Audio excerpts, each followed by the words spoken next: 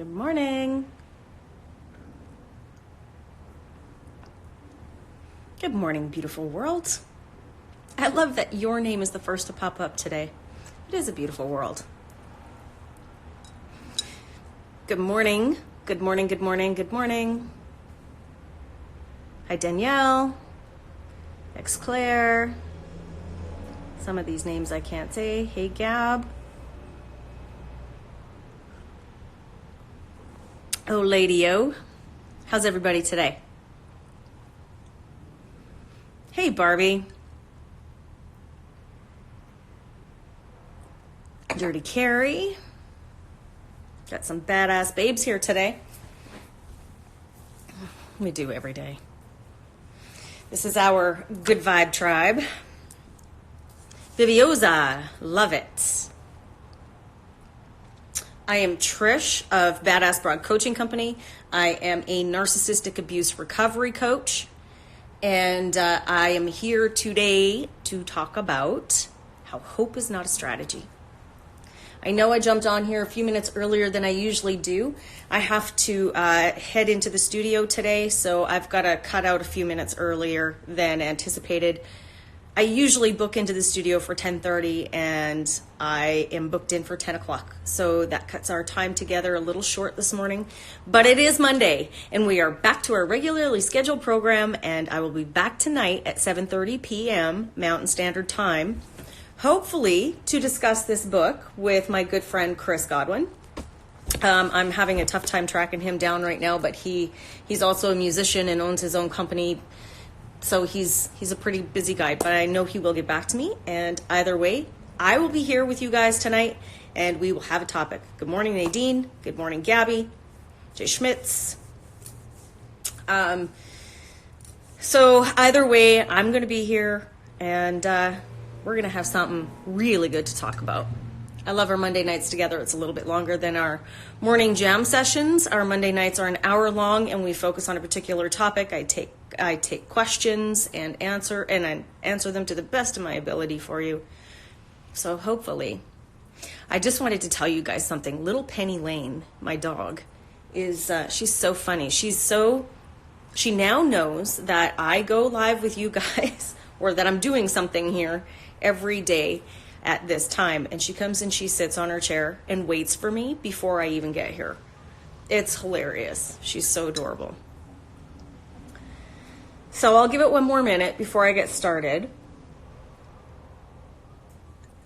It's been an interesting couple of days for me because I've been a little out of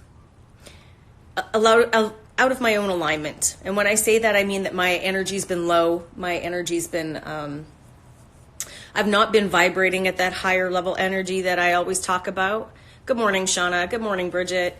I have been fatigued. I've been worn out, burned out by all the narc talk, all the narc reading, all the narc stuff that I've been doing.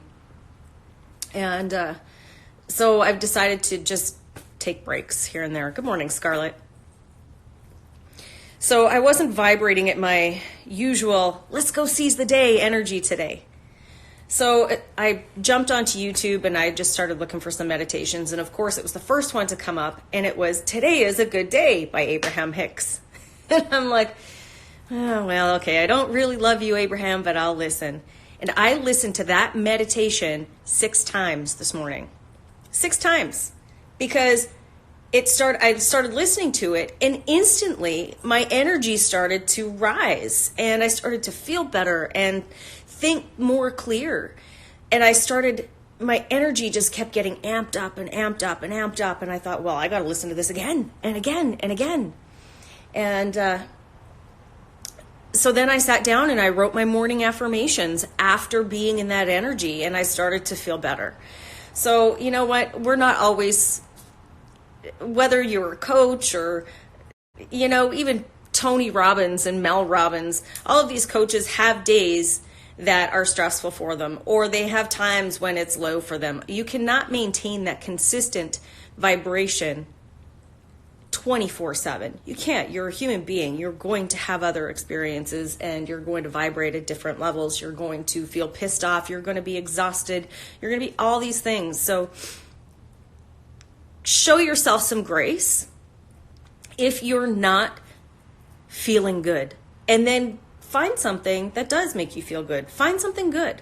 Find that meditation. Find a song or find a story or something. Just do something where you can help raise that vibration.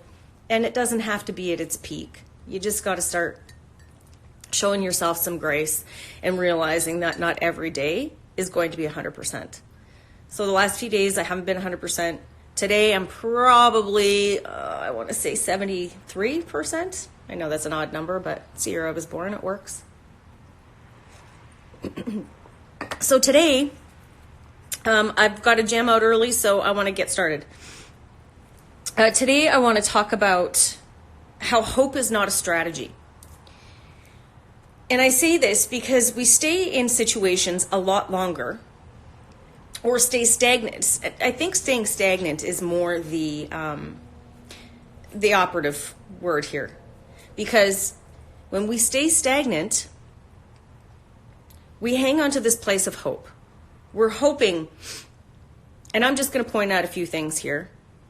We'll hope that this person will change. We hope that we can change to make the person love us more. And this is in reference to the narc. We hope that, the time will come when we're ready to leave. We hope we'll find the strength to leave. We hope that the money will come in. We hope that there's going to be an opportunity. And you can sit there and hope and hope and hope your way into a place of being paralyzed. Hope is a great starting point. Hope is the gateway to faith. And maybe the two of them are tied together. Faith and hope are tied together. But without action, you guys, hope is not going to get you anywhere. Hope becomes debilitating. Because you keep sitting there holding on to this hope that life's going to get better. But you can't, I don't care. That is not a vibration. A good vibration requires action to go along with the thought and the emotion. You need action. So hope is a great starting point. And it's a great position for you to look at and ask yourself, where do I want to be from here? What do I hope to have in my life, and how do I go get that? How do I make this change? Because for as long, and I'm speaking from a place of experience. Good morning, Lawton. I'm speaking from that place of experience where I hoped he would just see my value, but I couldn't fucking see my own value.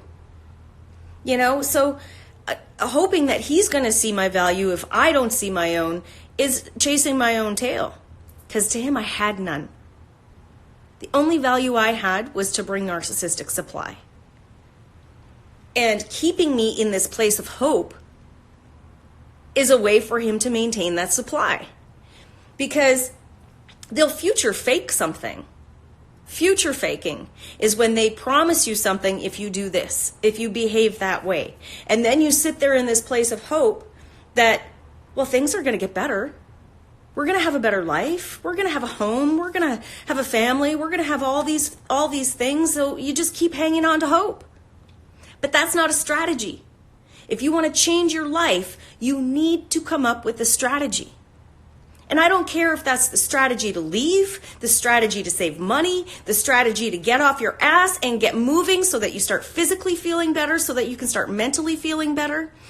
Understand that while you are with a narcissist, you are not able to create. You are kept in a survival mode and your hippocampus is paralyzed. Like your brain starts to atrophy because you're constantly in survival mode and your adrenals are pumping cortisol through your system and all you've got is hope. You have to, and I see so many people on here, so many people talk to me and message me and say, all I have is hope. No, you have the fucking power to decide for yourself. And I know you feel paralyzed. I know you feel helpless. I know that you feel like there's no way out. I am living proof with so many other survivors here that you can and will move beyond hope and start living into a life that is yours. Living proof.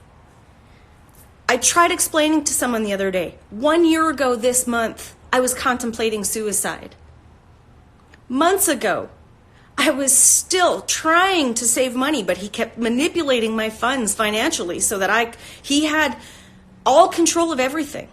I owed him for this, I owed him for that, all of these things. And I started, but with that hope of I'm going to be able to leave someday, I had to have action, so I still kept putting money away.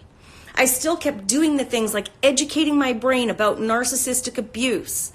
I had to continue doing things that were going to move my ass. I started finding coaches, and I started talking to coaches, and I started, even while I was with the narcissist, I had coaches helping me just stay focused on what I needed to do while I was with the narc. Focus. Focus, focus, focus goes beyond hope. Hope is on a wing and a prayer that things are going to change. The universe will not respond to hope. The universe will respond to action and intention, and you have the power to decide. Decision is where it all begins, because once you decide that my life is going to change, once you decide that your life is going to change, and I'm speaking from this place of experience, so when I say my, I mean you. When I say you, I mean me. We are all here because we've had this similar experience where we've survived narcissism, or you're still in a relationship with a narcissist. I am telling you that as soon as you decide, the universe will move fucking mountains for you. Mountains. But for as long as you sit there and feel sorry for your situation, feel sorry for yourself, feel sorry for the fact that he can't see your worth, you're denying yourself the ability to see your own worth. And the moment that you do, the moment that you decide that you deserve better than this, all hope goes out the window and you start hightailing it to a better life. And I know that today sounds harsh and I sound so direct and to the point, but I get so many messages, and I remember getting sick of listening to my own bullshit. And that's the day that you decide enough. Because you can't believe that you're listening to yourself this way.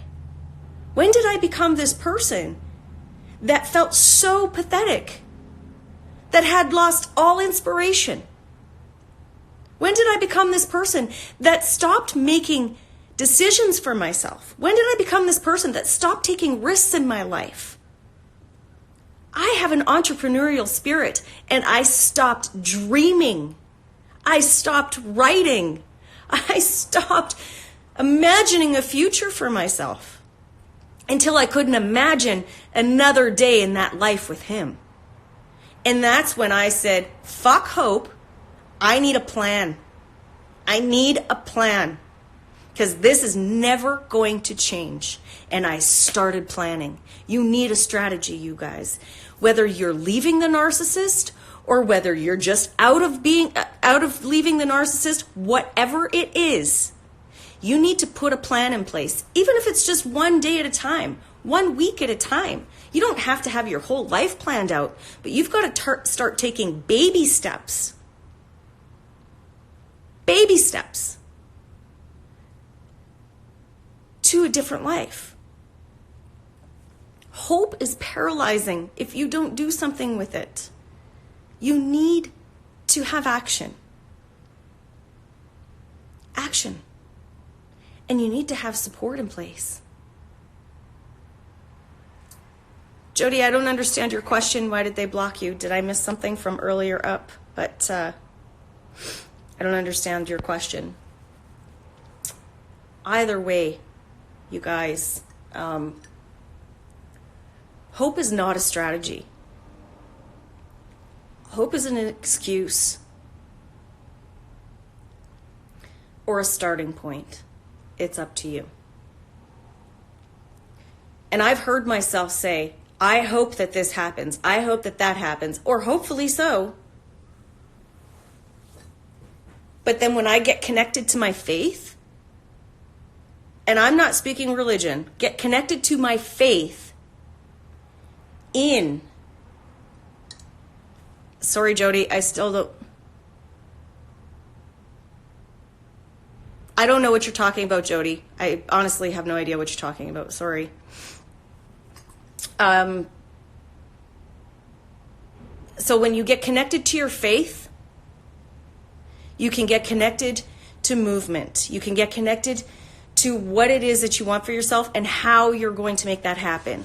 How is is how you get moving. Your how is going to happen. The universe is going to conspire and make that happen. All you need to do is say, I'm off this fence. I'm off this fence. I'm done.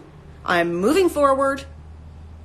And I'm going to get a plan together. And I'm going to make sure that I have people in place to help me move that plan.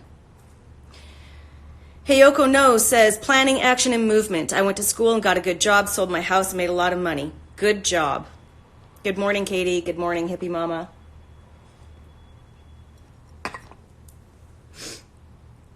You guys,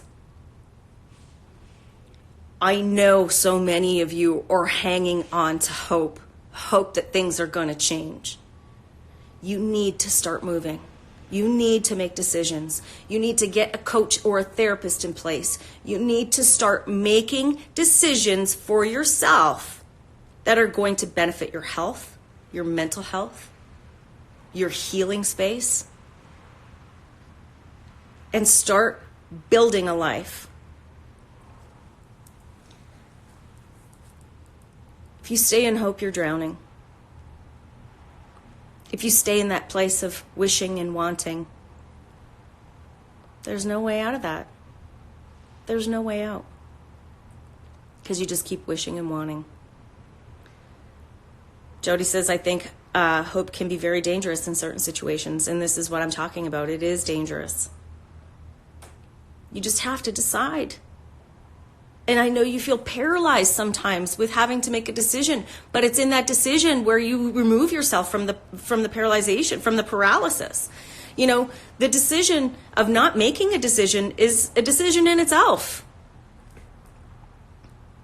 You know, and it's one thing at a time. You cannot heal. I had to decide, my plan of action was to take a certain percentage of the money that I was making and hide it away.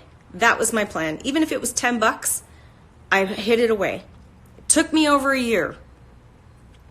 All I had was enough money to pay first and last month's rent to get this place that I'm living in now. That's all I had enough money for.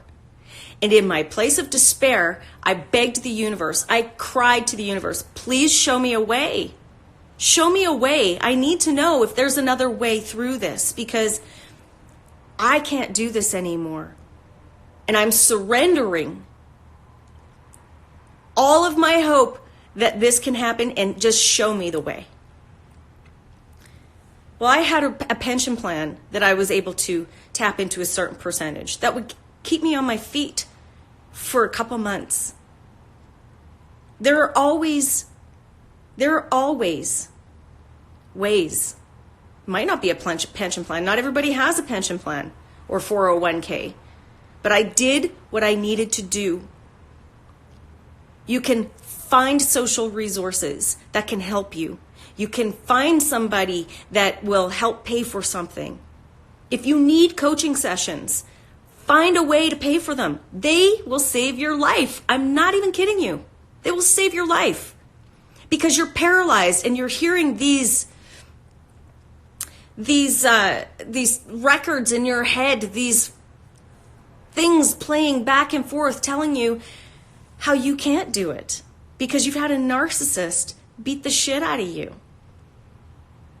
Mentally, psychologically, emotionally, physically, financially, sexually, whatever way they did it, and they've got you in this place now where you think you can't, but you can. I'm telling you, you can. Katie says there are no problems, there's only solutions. And it is absolutely true. Bridgette says they will save your life. Because when you can't, and this is really important, whether you have a coach, a therapist, or someone with a clear mind, and not someone who's caught and biased, when you have someone who can look at your situation objectively and be able to guide you in a different direction, be able to motivate you, hold you accountable, and be able to give you tools to get moving, to heal, your life will change and you will start to build that self-esteem again that shows you that you can take your power back. You can take your power back. Only you can take it back. No one can give it to you. But a coach or a therapist can help you see the things that you can't. Jody says, I believe there are options, but even though we want out, it's scary at the time. It really depends if you are really ready. And that is absolutely true. You have to be ready to leave. But you've also got to get yourself ready to leave. I'm where I'm at because I started mentally preparing a year and a half before I left. Some people think that my healing is miraculous. It's not miraculous. I did the freaking work, you guys. And I continue to do the work. And I continue to tap out when I'm exhausted. And I continue to come back and show up every day because this is part of the work. This is part of the work. The strategy, Barbie says, my strategy was no contacts. It's been 1 year and 3 months. Life is so good. Takes a lot of work, but it's all worth it. No contact isn't the strategy. No contact is the golden rule. Then you put everything else into place. You get all your healing into place after you go no contact. I have to leave early, you guys. I've got to head to the studio. It isn't a short thing. Thank you, Lawton. It's an ongoing thing. It's something that goes on forever and ever and ever. But you can get to a different place with your healing. Once you start loving your badass self, then everything else responds to your self-love and your self-care. I love you guys. I gotta go. I'm gonna be back tonight at 7:30. I saw messages from Chris pop up. Not sure if that's a confirmation for tonight, but I'm gonna be here and we'll be talking about something either way. I love you guys. Stay badass. I'll hold you in my highest energy of love and healing as always. Go rock the day, and I'll see you tonight.